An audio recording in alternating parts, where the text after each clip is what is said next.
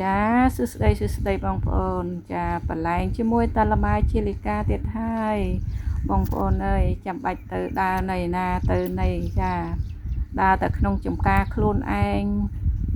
មើលផ្លែលម៉ាខ្លួនឯងរីករាយសេចក្តីសុខផ្លូវចិត្ត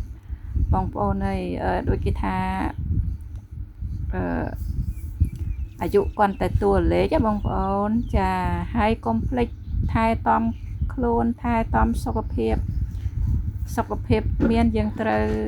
ព្យាបាលចាបើសុខភាពល្អយើងមិនព្យាបាលអញ្ចឹងនឹងជាសេចក្តីសុខរបស់យើងកុំថាចាស់ហើយអត់ធ្វើខ្លួនហ្នឹងហើយຕົកតាមដំណើរគឺចប់ហើយតាដូចខ្ញុំជាដើមនេះគឺខ្ញុំចូលចិត្តថតលេងជាមួយនឹងលម៉ា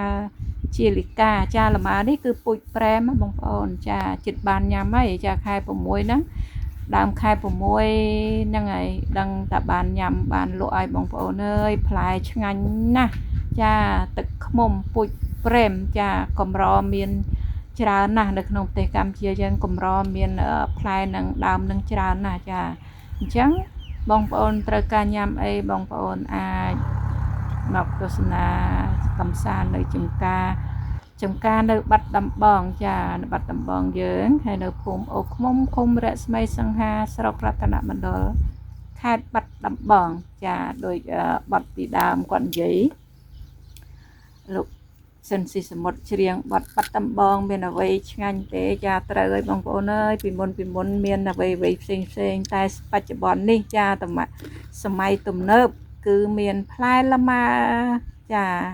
ផ្លែលម៉ាជាលីកាញ៉ាំមួយបងប្អូនខ្ញុំបេះញ៉ាំមិញអូយឆ្ងាញ់ណាបងប្អូនអត់តាន់ពេញ